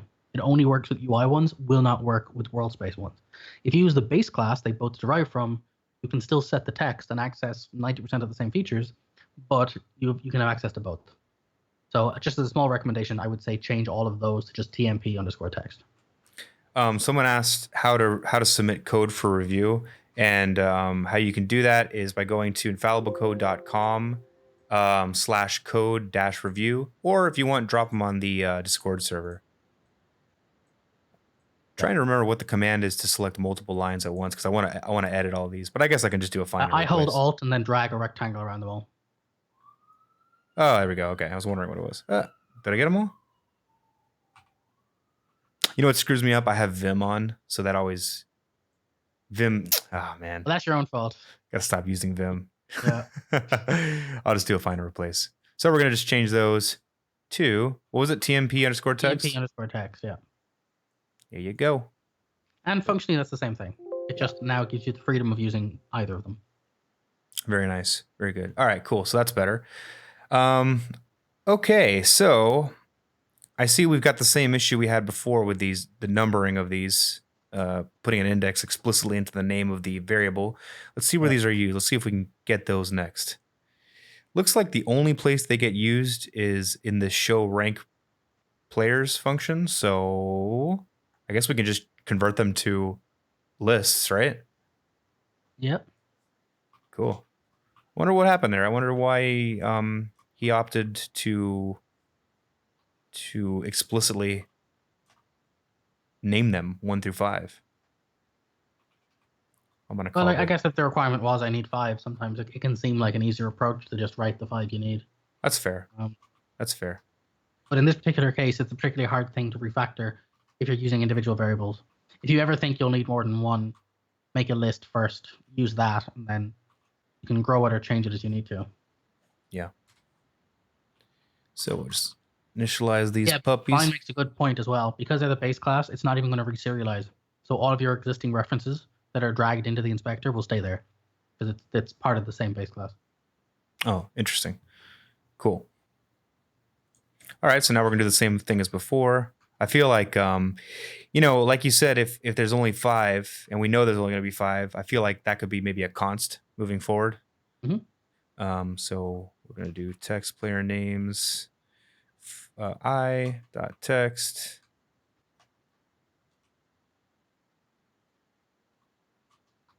Okay, that handles all of these guys. And the other kind of painful thing about this sort of refactor is that I think you just mentioned it. Sorry if you just mentioned it right now. Was that you have to go in there and reset them, right? Yeah. I wouldn't even bother with 2 loops. You can use the same loop for both. Oh, what am I doing? Yeah, you're right. You're keeping me honest, man. You guys don't know what it's like to stream and code. Well, maybe Tron does. And you've done some streaming, so you know how it is. I have, but I'm not very comfortable coding live. That's why if anyone's wondering why you're not seeing very many scenarios of me doing the coding on stream. This is harder than it looks, folks. But I think we got it, except for what's going on here? What did I... Player points. Isn't it a string? I forgot what the... Then the last one is points, so it's an int. You'll have to cast it to string. Let me ask you what you prefer. Do you prefer toString, or would you prefer doing a string interpolation here? toString, because string. To be honest, as much as I really like string interpolation, if I'm not literally combining multiple fields, I don't really use it. And also, this is another whole other topic. If you're doing a lot of string work, if you're basically combining a lot of values into one, you shouldn't be using string interpolation at all. You should be using a string builder. There's a class called a string builder, which literally takes all of your values, adds it together, and builds one string, and it's far more efficient. It's far more efficient for adding stuff. It allocates less. It's just a better object all around. If you're just adding 2 or 3 things to make a print, fine, no real issue. But if you're actually working with CSVs and doing complicated stuff like this, look into the string builder class. That's what you should be using for a lot of text work. Yeah, that's funny. We're doing some what is it called, mob programming here, because I saw some good advice from the chat. Obviously, one of them is I think the player names and player points, that needs to be some sort of struct. And also a good point is that we could just do player names dot like for each, right? And then just do for each one. Oh no, you need the index. Don't you need the? I think you need the index. In this case, yeah, because we will need the index for this. Yeah. In any case, you know what's interesting too? I was saying that maybe I would say though, one thing as well to be careful of with the for each. Actually, it might be fine as of the new version. It used to be an issue in Unity anyway. If you're using for each, it works on lists, and that's not a native type. If you're using for, it works on arrays, and it basically uses the C++ arrays. You're not actually creating a list like you would be if you're using C#. So in any scenario where you can use an array, It's actually really interesting. If you decompile your code and actually look at the operations, you can literally see there's like 20% less operations if you're sticking with arrays rather than using lists, because you're not boxing it to a list type. So usually I stick with lists, even if I stick with arrays, even if I could use a for each loop. I would just iterate using a for loop with the array. Gotcha. Not always the case, just sometimes. Mm-hmm. Yeah, as Daniel points out, it creates garbage. That's what I was getting at. For each, Ew, garbage. Because what happens is, like I said, for each works. So if you remember what I said about disposable, right? If you make something IDisposable, it doesn't do any magic. It just marks your file as being capable of being disposed. And the same thing is true for IEnumerable. If you mark your class as IEnumerable, it doesn't do anything special. It just says this class is capable of being iterated through. So any class you make that extends IEnumerable can be put in a for loop, for each loop. That's kind of the point of it. It lets you do for each blah in my class. So if you made your own thing called house and you wanted to have a way to iterate through all the rooms, you could literally make an IEnumerable that iterates through all the rooms in the house, and you could just write for each room in house. Like, you could do that. It's a really kind of nice syntax to write. But in this case, to do that, you have to cast to the IEnumerable type. And to do that, you're going to end up getting these scenarios where garbage will be generated back and forth. So if you have a set number of items and you know what you're doing, you can stick with an array. So if you ever look at code which does stuff like mesh generation, they're not going to use lists in most of the cases. They're going to use arrays, because if you know specifically how much memory you're allocating, you can just make an array of 12 and then iterate through your array, and there's no other boxing being done. Yeah. So I see here, I was looking through this as you were talking, trying to make sense of it. And I think yes, we have 5 kind of littered throughout here. So you're thinking, you're probably thinking, yeah, maybe there's only 5 and it should be, maybe this class should be called top 5 ranking or something. But then I see this rank variable, which really should be called ranks. It's a list of strings. And I think the number of ranks is dictated by how many ranks are added via the editor. You get what I'm saying? Like, maybe there's platinum, gold, silver. Those are the ranks. Does that make sense? I mean, I'm a bit lost. So yeah, let me go back up here. I think there's a disconnect, because there was that whole rank 1, rank 2, rank 3, on up to 5. And so now I'm thinking maybe we turn this 5 into a constant, saying that's how many, that's what we're looking at. There's the top 5 people, or the top whatever. Yeah. But then I noticed that there was this one list here called rank. So what you're saying is that's meant to dictate the number of ranks in the system. Okay. Yeah, like maybe they're named ranks. 5 should be ranks.length as opposed to 5, is what you're saying.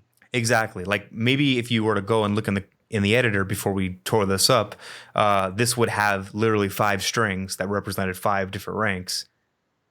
And then he went ahead and said, "Hey, I got 5 ranks here in the editor. Why don't I go ahead and just put 5 methods in to handle them?" And there's that sort of disconnect there. You know what I'm saying?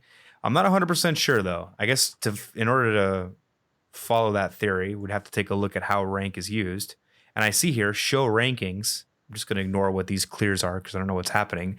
But show rankings actually loops through ranks, whatever ranks is. And then it does a split. Now I'm confused, actually. Maybe I'm totally wrong about that. What is it splitting? What is it? Almost looks like ranks is supposed to be something that comes from the CSV file, now that I look at it. Yeah, I'm not entirely sure. I noticed the CSV file didn't mention anything to do with rank name, so I'd be a bit dubious about that idea. Well, actually, look at the rank method. The rank method is what adds to ranks. You mind we made the rank method, right? Well, true, but it was derived from actual logic that he added here. Yeah. So he's saying, look, so for rank 1, which whatever was hard coded, he loops through data values, looks for something, and then adds that data value to the ranks. This is a tough one. Well, let's just take a quick detour, because it's not this code, but it's highlighted a few points I want to cover that have come up in the chat. Okay, let's do it. Because this is kind of hard to. So one of them, let's just scroll up at the top where we have our list object. Okay. So somebody asked the question, when should you use dot to list, and is that performant? Or is that costly? Well, here's something I think it's worth doing a deep dive now on what that actually means. So we're going to go a little bit crazy here. I might actually recommend making an empty class for this to cover this, because I think this is a very big topic. We can do it. So let's make a nice simple class. What do you call it? Well, just collection test. We'll do something simple. Example. Yeah. So what I'm going to move this to another file so it's clear. Yeah, that's a good idea. Clear. Okay. So what I want you to do is just make a array of strings. Just call it strings. And make a list of ints.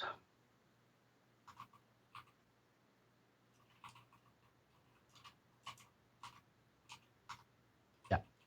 And last but not least, make a IEnumerable. Well, this is bothering me. Sure, that's fine. All right. And we're going to say it's going to be of, what will be the floats? Do IEnumerable of floats. Oh, yeah. So we're going to deep dive into what the difference is between these in terms of specifically when it comes to the concept of enumerability. So make a constructor there.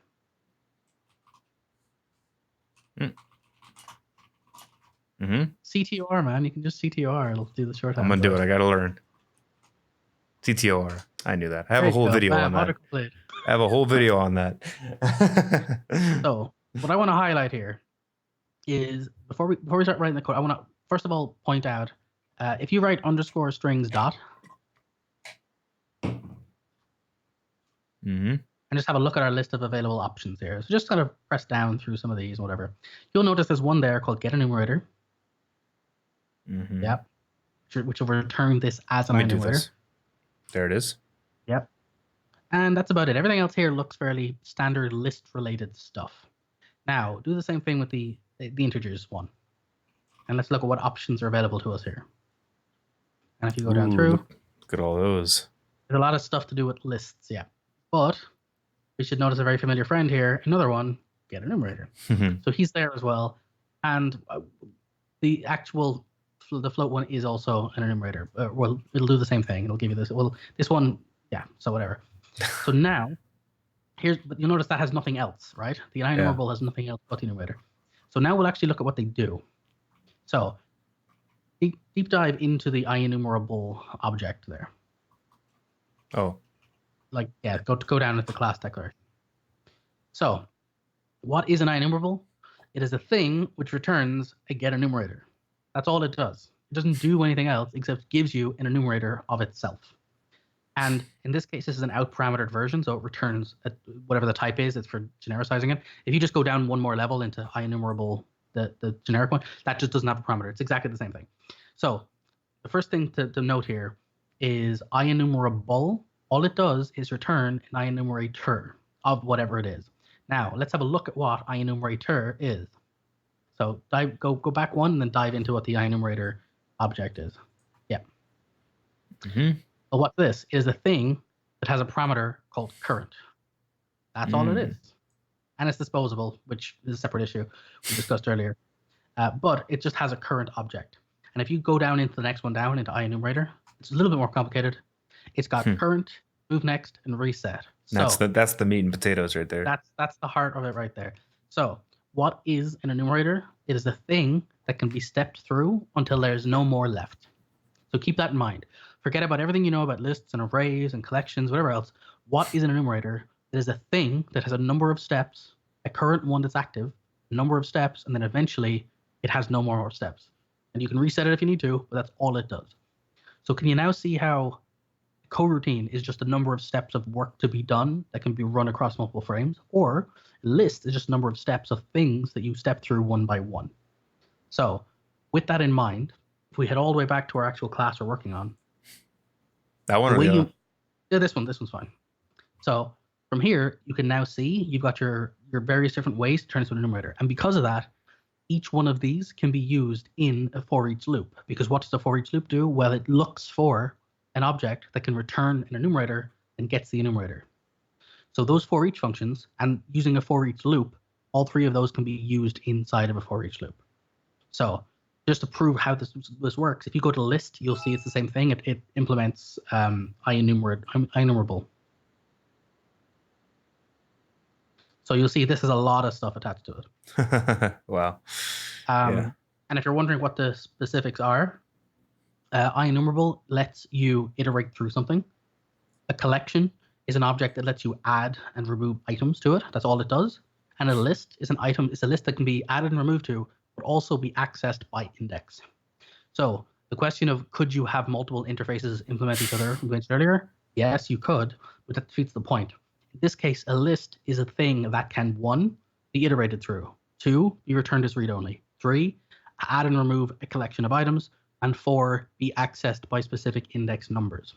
So each one of those interfaces promises a whole different subset of things that a thing can do.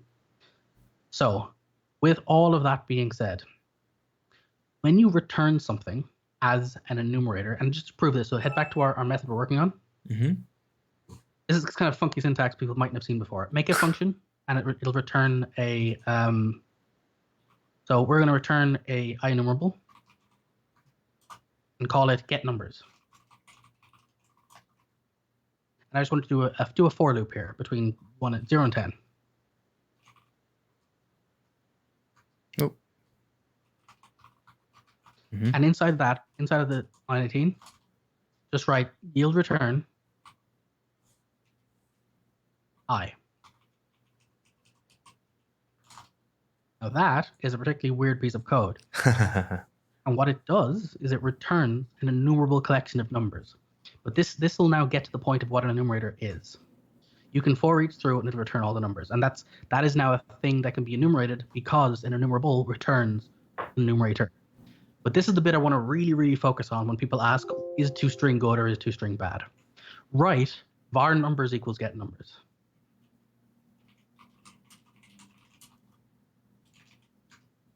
Yeah. Now, so that numbers variable has not been evaluated yet. It is a thing that can be enumerated over at some time, but hasn't been yet and doesn't exist in memory as a collection of objects. So what you can do is when you're finished adding to it, so you could say, for example, at the end of that, you might need to use import using system.link, I think. Oh, yeah, link. Yeah. So now at the end of that get numbers, you can write dot order by or sort or whatever else, any other one you want. And then x equals x. A bit silly, but yeah. Maybe he's the wrong one. Oh, yeah, because it doesn't have a type, so we'll have to cast it. Yeah, we'll change IEnumerable to be an IEnumerable of int, so that'll work then. Oh, true. Because that's using the base version. I get it. Right. So this may seem weird what we've done here, but what we're saying is that enumerable collection of numbers, get the numbers, then order it. You can actually order by descending as well. There's another one, just write order. There's lots of variants. Or actually, you know what? Write dot take two. Write dot take two. That's probably a simpler one to get a sense of. Yeah. Take two. Yeah, there you go. So what does that do? That says here is an enumerable collection of something. Go through that collection, but only take 2 of them. So what we've done is that's not evaluated yet. That's just a promise to doing a bunch of stuff. And at some point, we'll squash all of those commands together and be left with a list or an array. And the way you do that is the next line, where that's where it gets important. You write numbers dot toList. Mm-hmm. So the question of is toList costly? Well, toList is literally when you're evaluating the equation from before. Now this gets really important because if you write IEnumerable, it doesn't evaluate yet, and this can literally lead to errors where you pass enumerable through your code. It won't throw an exception until the moment you write toList. Yep. So that was a really big roundabout way of saying IEnumerators are a type of thing that is a promise to evaluate at some point into a collection of items. It's a design pattern. It's called the enumerator pattern, and it's designed for this exact purpose of being able to pass things around and perform multiple operations on it. The best example of this will be something called link to SQL, and that means you can actually connect to a database and say, get these 10 items. But what you can actually do is you can stack things. Get me these 10 items where the name begins with S and the date of birth is greater than whatever date. You can make a query that extends, and then when you're done, evaluate it into an array or a list. And by the way, you can write to array instead of to list if that's what you want. So this is the reason I'm going through this great length with this, is to really highlight the fact that an enumerator isn't a list. People really mistake the fact that they think an enumerator is a list of items. It is not a list of items.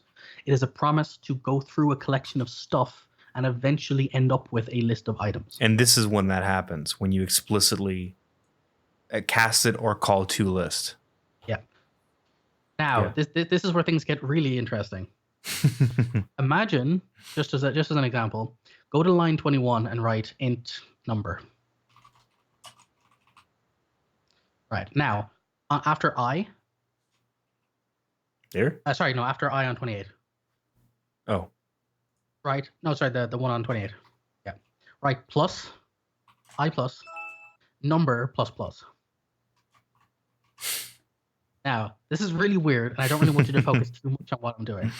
All I'm saying is that return the numbers 1 to 10 and add nothing to it. The next time add 1 to it, the next time add 2 to it, and that number will increase every time you iterate through that code. The reason that's important is on the next line after 17, do a for each. 17, sorry, 17. Oh, 17, sorry. Yeah, and iterate through numbers. Yeah, now, here's the thing. If we were to print on line 14 and we were to print on line 20, the value of numbers is different. Yep. And this is something I really want to stress here. This is what I mean about it not being an array. It is something that's being evaluated as you call it, which means the fact that you can run the same loop in the same frame, the same function, and it can be drastically different, really sort of demonstrates the fact that they're for a certain purpose. They are for stepping through a collection of things. They are not for doing any sort of heavy lifting logic. And that's why, if we roll all the way up to the top again, you'll get this error, this message, where I don't know if it says it specifically here. If you go to line 22 and iterate through numbers again a second time. Oh yeah, I think I saw it earlier. It might even tell you, just write for each in numbers. Yeah, you'll get a little warning. See that little blue line? Yeah. I can't read it here. It says possible multiple enumeration. So what's that telling you is, be careful. You are possibly enumerating through this collection multiple times. Did you really mean to evaluate the answer to what it is as a list and then step through it multiple times? Because that is a very different statement than evaluate the list. It happened when I did this. When I said, was it?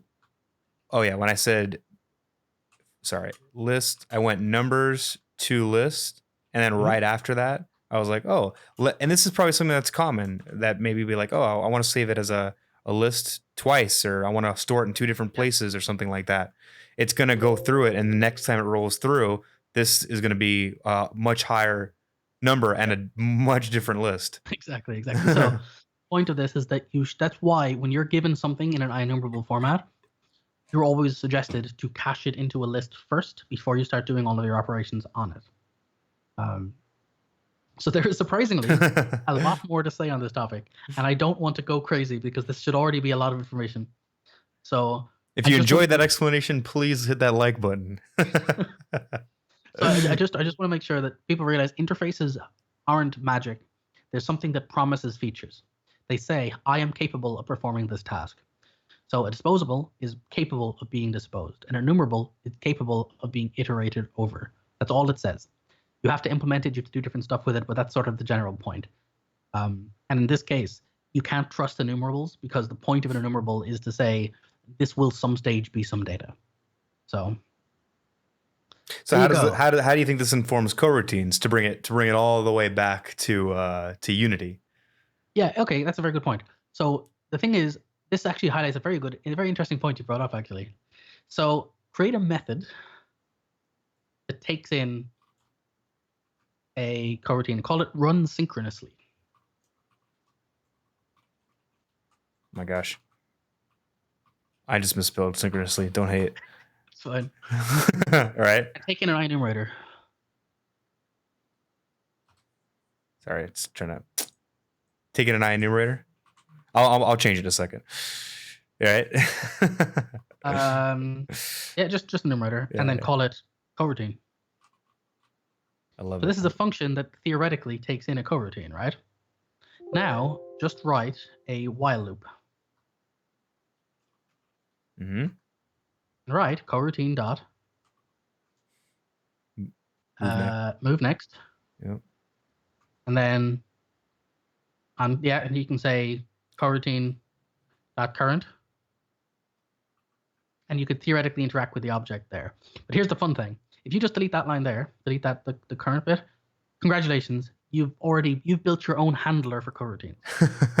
That's what Unity coroutines are.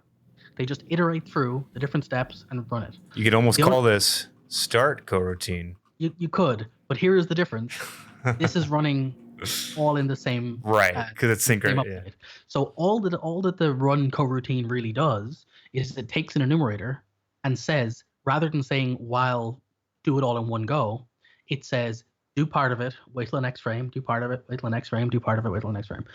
So this is what a coroutine is. It is the series of steps built in these little incremental pieces.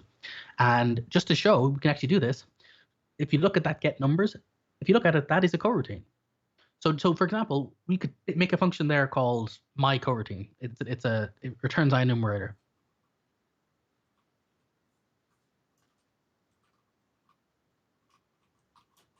And we'll just do the classic thing of saying print a line, yield return, you wait for seconds, print a line.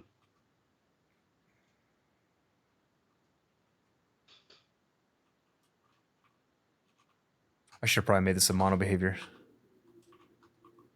Yeah. Whatever. And yield return. Mm-hmm. So this is sort of a bargain basement standard coroutine, right? Do some work, wait a few seconds, do some work. Well, we could theoretically run this. We could call run synchronously and pass in my coroutine. And we've now built a way of running our routine in a synchronous way. So do that, say, after line 27.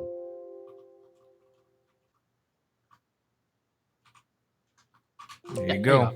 So that's all that coroutines are doing. They're not magic. And this is why I say when people say, wait, coroutines aren't asynchronous? No, they're this. They're literally just a stepping through of each of the stages of running a chunk of code. And there's some invisible magic to how this stuff works. But it effectively boils down to, here's where we get a bit meta, F12 on wait for seconds. Or sorry, I say F12, but you know what I mean. Yeah, I know what you mean. So this is what's called a yield instruction. And go down one last, I think there should be one more after that, I think. No? Okay, no, there's no more. But either way, yield instruction does effectively work in the same way from an enumerator standpoint. That it iterates, you can close that. It doesn't have the bit I was hoping. Yeah. No, I was looking to see. But it's unfortunate. But I guess the point is that enumerators are yieldable, which basically means they can be waited for. And so that's what all the magic is with the yield code, the yield keyword. But where this gets interesting is because an enumerator has a bunch of steps to it that basically iterate through, you can yield return another coroutine. And what that's going to do is it's going to iterate through those steps and do more. So again, there's no magic to this. This is what's really cool. If you start to break down through all of the different stages, it's doing the same code you could have written. It's just doing it in a way which is stitched together for kind of more complex architecture. Wow, that was great. So there we go. I didn't mean to go down that long into coroutines. That was good. I didn't want to. We went over the time. I didn't want to interrupt because it was too good. That was great. That's what happens when Jason has like 3 or 4 beers. It's just we go deep into the into the depths of the language. All right. Well, I think we did it. We kind of got through this. A little bit through this review. I mean, we did fix some stuff up. It was a little confusing, and I think it kind of falls outside of the scope of. We're still kind of learning what works for these code reviews, but this one was kind of hard to follow. So maybe we can revisit it later on after I've taken some time to look at it. It'd be probably too boring to watch us sit here for 5 minutes staring at the screen with blank expressions on our faces. What we might do though, for the sake of the next stream, is we'll refactor this one, show us side by side, and we'll go over why we made some of the decisions we did. That might be a good compromise. That's a good idea. And I want to thank Lakizo for allowing us to take a look at your code, for submitting that. I appreciate it. You're the first one to use the code review form. So if you go to infalliblecode.com/code-review, you can submit your code as well. Again, thank you, man. Appreciate it. And we'll try to refactor this over the course of the next couple of days, and in the next stream we'll try to show you a before and after. Speaking of the next stream, this is going to be a weekly thing, and so far I think Wednesdays have been very good. I still am not sure. It might be Tuesdays though, so just keep an eye out for that. I've got a video coming out on Sunday, so mark your calendars or whatever you want to remind you that there's a video coming out. I would say also, as an aside, because as you can see, we tend to get sidetracked a lot and go off on random topics. If there's a question you want asked, but you don't have time for it in these kind of scenarios, feel free to write the questions in the Discord. And the benefit of doing that is it gives us a chance to have a look at it and try to figure out how to maybe have some visual representation in advance. Yeah, because this is sort of seat of the pants, and it might have been a bit hard to follow. And I fully understand we covered a lot of sort of nitty-gritty of how both C# and Unity works here. If we have some of the questions pre-prepared, we can maybe prepare some code that might be easier to follow for these kinds of more complex topics. So if there's a question like, how does the magic void start function work in Unity? Why does it happen to get called even though it's private? If you've got a question like that, you can ask it. We can kind of come up with a good way to demonstrate how that works, and then we'll cover it on the next review. And then we'll formalize it and turn it into a video. So there you go. That's the process of making a YouTube video, folks. When's the course? That's funny that someone would bring that up because, well, I won't say anything. Anyway, thank you for coming, guys. Again, weekly, so keep an eye out for next week. We'll do it again. Put your code through a code review. And drop your questions in Discord, and we'll try to pick some that we can maybe prepare some more formal explanations for. Got anything else? No, I think that's it. I think that was. I almost think we covered too much. Is there such a thing? Oh, speaking of covering too much, if you couldn't stick around for the whole stream, you're probably not here right now, so you're not hearing me say this. But I'm gonna cut this up into clips. That's something I've been trying to do. So make sure you check those clips out. And even if you already caught the stream, what would be so helpful is if you would go through those clips and like them when you see them. Maybe even leave a comment. It just really helps. It just shows that that you appreciate the content, and it lets us know what kind of content to make and what kind of things to cover, because this is only our 5th stream and we're kind of still haven't taken the training wheels off. But yeah. Plus I make a point as well is that I go through the clips because they're more bite-sized and easy for people to sort of hone in on a point. And if people write questions directly underneath those videos about what's covered in the clip, I'll usually respond. That's actually a good point. If there's a question that you didn't get answered, look out for the clip and see if you can try to drop it there, and we'll get to it. So, all right. Well, thank you all. Have a good Wednesday, and we'll catch you next week. All right. Good luck. Later.